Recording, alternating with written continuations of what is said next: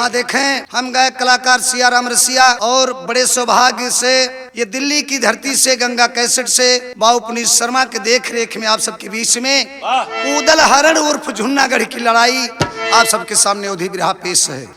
आशा नहीं पूर्ण विश्वास है कि आप लोग जरूर पसंद करेंगे।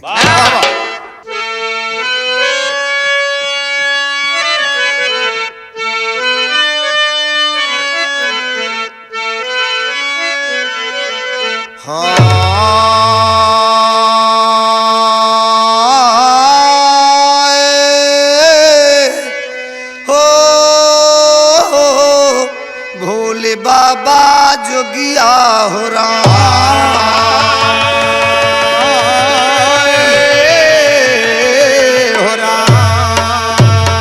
बैठा सुना सुयन मन मारे ऊदल हरण के कही पवारे सुभिया नटनी जादू डारे हरिगे वीर उदय सिंह देवमती के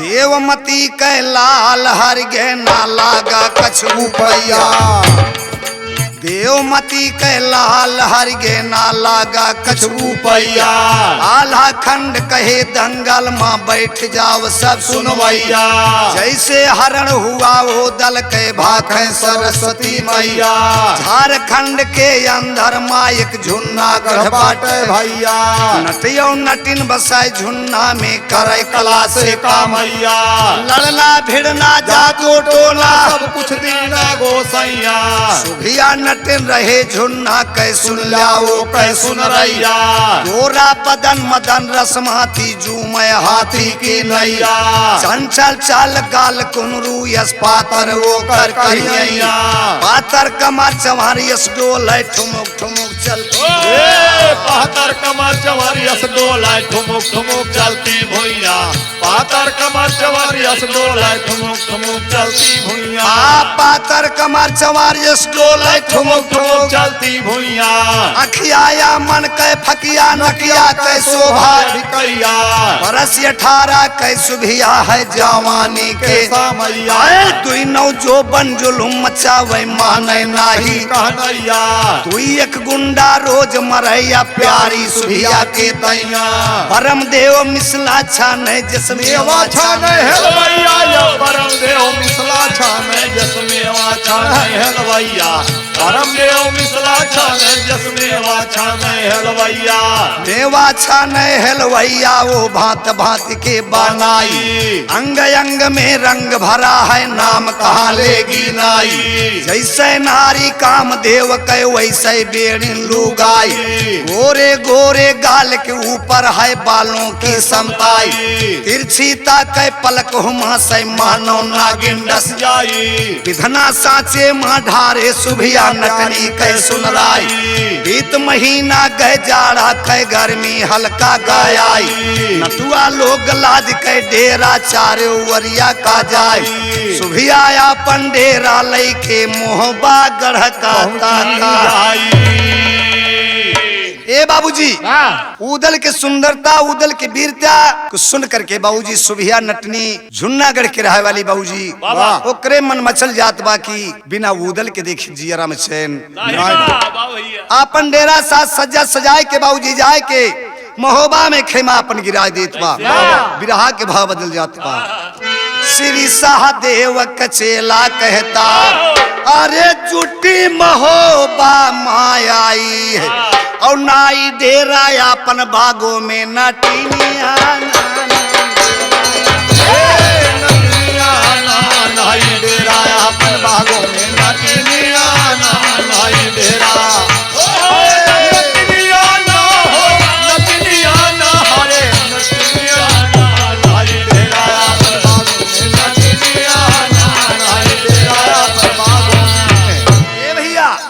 करती है सुरहो सिंगार अरे काजर लिया नयन डार और से धुर चढ़ावे लीलार दिल जनिया से धुर चढ़ावे लीलार दिल जनिया से धुर चढ़ावे लील जनिया ना सिंधु चढ़ावे लाल। माथे पर विदिया चिपकाई, अरे जिया हो, अरे झूमर लिया गले मानाई, और नाकों में बाकी झुलाई है झुलनिया ना नाकों में, झुलनिया ना नाकों में बाकी झुलाई है झुलनिया ना। जय हो जय हो। झुलनिया ना है झुलनिया ना है झुलनिया ना नाकों में बाकी, अब झुलनिया ना नाकों में बाकी झुलाई। ए भैया दई के ओठ के ऊपर लाली, वाह वाह, हाय हाय, दई के ओठ के ऊपर लाली, हरे दुनो कान में पहिरे बाली, और गालों पैसो है निराली, गल चुमिया ना गालों पैसो है गल चुमिया ना गालो पैसो है निराली, गल चुमिया ना गालो पैसो है, गला चुमिया गला चुमिया ना गला चुमिया ना गालो पैसो है निराली, गल चुमिया ना गालो पैसो है निराली। सुंदर सूरत खूब निखारी, अरे ये ना लइके केस सवारी, और चोटी झूले जैसे, अरे चोटी झूले जैसे कारी उ नगिनिया ना चोटी झूले जैसे, चोटी झूले जैसे कारी उ नगिनिया ना चोटी झूले जैसे, नगिनिया ना है नगिनिया ना है नगिनिया ना चोटी झूले जैसे, अब नगिनिया ना चोटी झूले जैसे कारी।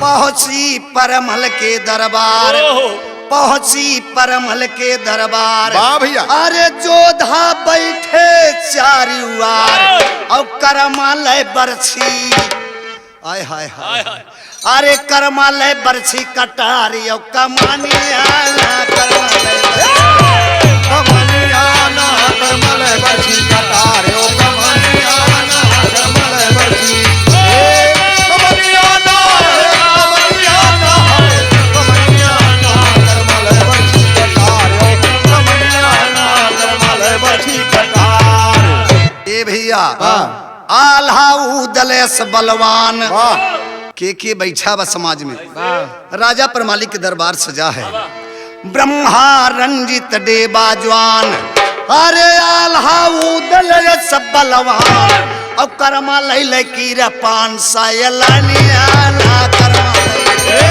सायलानिया ना करमल के गिरपान, सायलानिया ना करमल के, अरे सायलानिया सायलानिया ना सायलानिया ना करमल के गिरपान, सायलानिया ना करमल के गिरपान। हे भैया एक जने मेहरारू को बड़ा लक्ष्य बैठा रहन हो, वाह वाह, अजय भैया इस समाज में होया बुरा मत माने, वाह वाह, के बाबू के बैठे बक्सर केर तिवारी, वाह, बैठे बक्सर केर तिवारी, हरे पंडित मौनी राम पुजारी, और जे के नाम वाह। जगत में जारी भारी दुनिया दुनिया ना ये का नाम जगत में जारी भारी, दुनिया ना ये का नाम जगत में, दुनिया ना ये दुनिया ना है दुनिया ना ये का नाम जगत में जारी भारी, दुनिया ना ये का नाम जगत में जारी।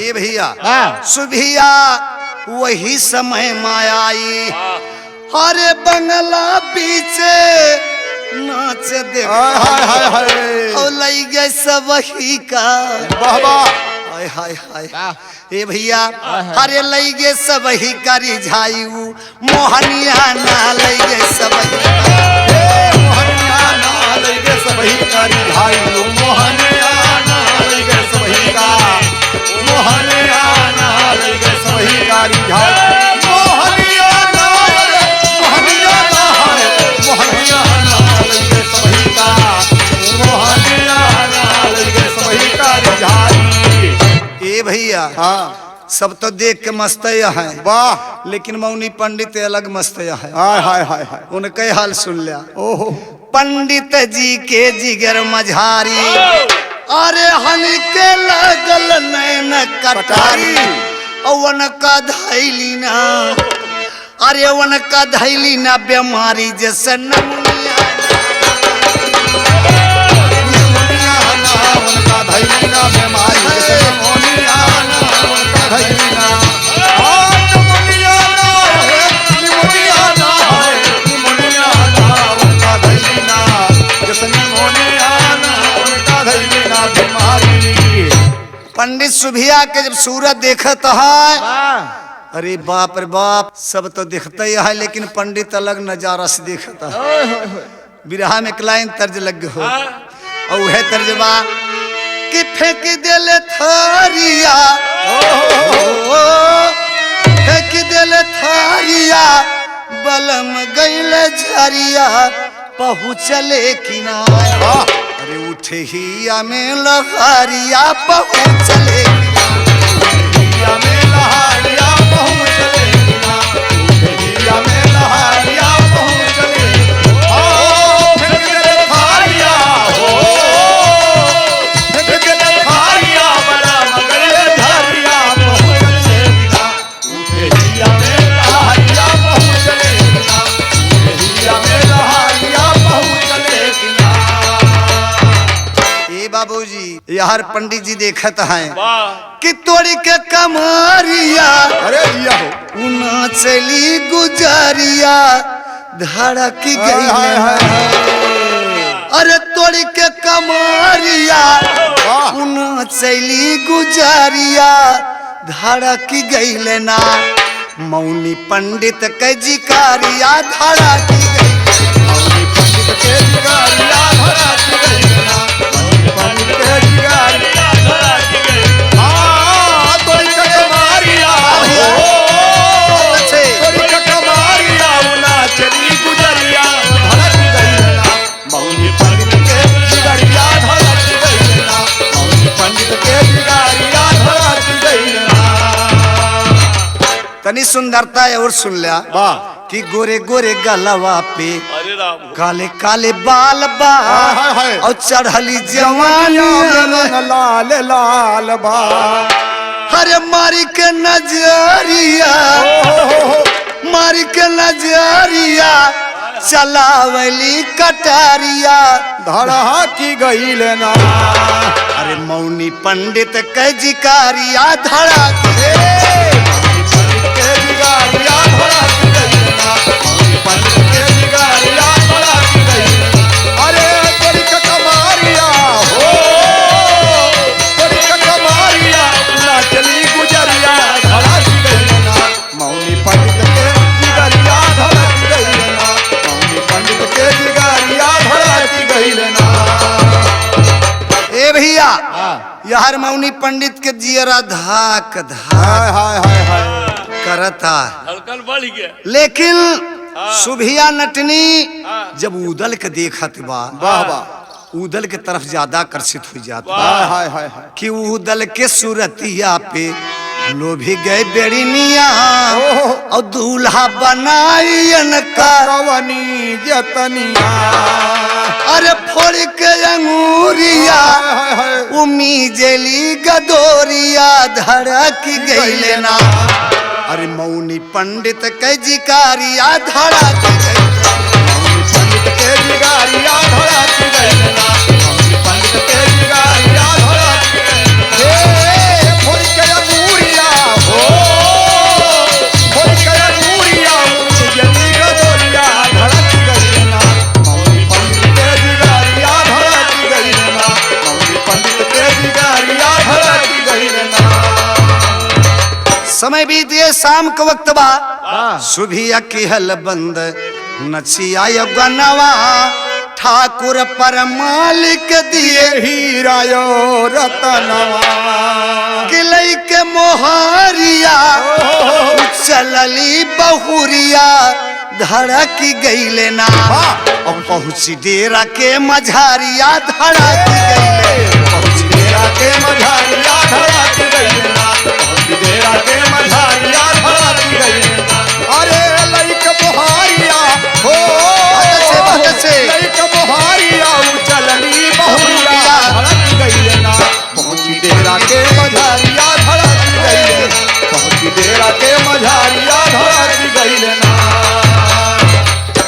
नाच गाना बंद हो गया। राजा परमाली काफी हीरा मोती जवाहरात देकर के विदा किए। वाह वाह। असुभिया नटनी बाबूजी सर सामान लेके शाम को वक्त अपने डेरा पे आवत बा। हाँ बगीचा में। बगीचा में आवत बा। लेकिन ये हर मौनी पंडित के हाय सुभिया, हाय सुभिया, कैसे मिलबू, कहाँ मिलबू। आधी रात के समय में हमरे राजेंद्र भैया हारमोनिया मास्टर बर्दाश्त नहीं होता। न भाई मोबाइल न पैसा खत्म हो जात। हाय हाय हाय कहना बा बिरहा का बहा बदल गई।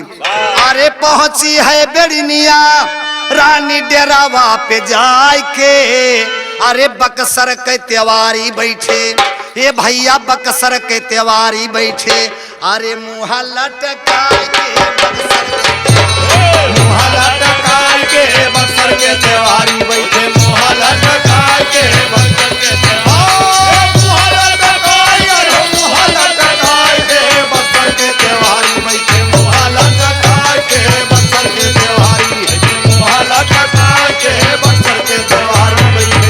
हारमोनिया मास्टर जिन रोवा।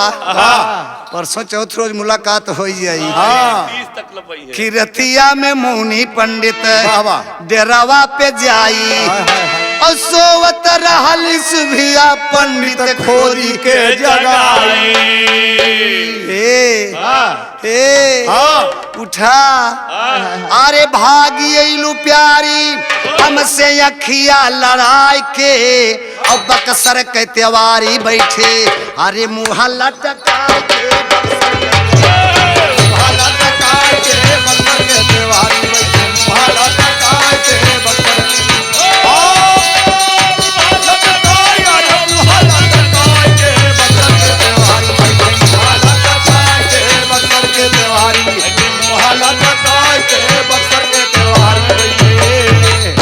ये कपल आवे नाही हमारे चयनवा। मौनी पंडित कहता है तुहार नचिया देख मोरे जियरम बर्दाश्त ना। वाह वाह टेम्परेचर बढ़ गया। कुछ कहवैया है ये कपल आवे नाही हमारे चयनवा। अरे बनी जा तू प्यारी हमें बना सजनवा। बनी जा तू प्यारी हमें बना सजनवा। बनी जा तू प्यारी हमें बना सजनवा। अरे सोवा अरे सोवा, अरे सोवा संग से जरिया पे गरवा लगा के बक्सर के त्योहारी बैठे। बक्सर के त्योहारी बैठे मुँह लटका के बक्सर के। अरे मुँह लटका के बक्सर के त्योहारी। तब सोवा गले लगाए के प्यारी सारी रात बितऊ बैना। सुभिया बोली है हंस के कुछ तो से ना छुपई बैना। अगर रात डेरा पई रहबा हम भोरे दुख पई बैना। जो सुनी पई है देवला वाले कौनियस जतन लगई बै। हमरो खाल खिंचाई है वो दल तब के का बात हमारी जो माना तो तोहका जतन बतऊ बैना। जेठ दशहरा के मेला माँ डेरा लैके साथे लाया ऊ दल का हम उनका कैद करऊ बैना। निधरक होई के प्यार किया हम खूब मजा।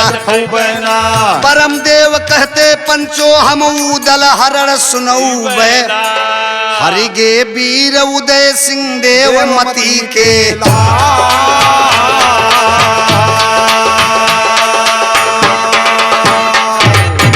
वादा लई के चले तिवारी।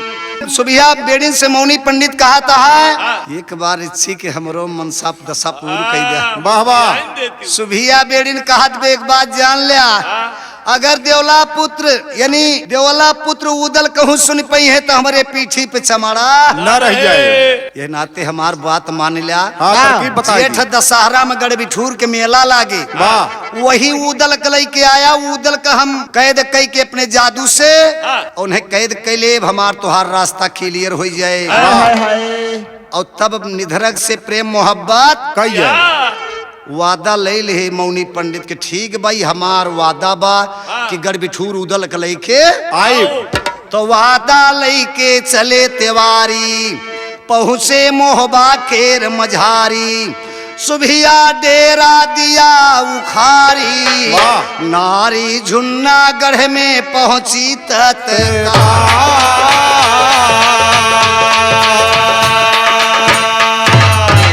मनमा झंख सुभिया प्यारी, कहिया उदल मिले हजारी।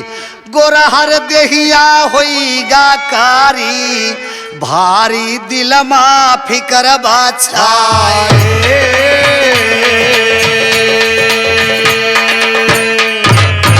अब भारी फिकर छाईगा दिलमा, सोच रहा सुभिया प्यारी।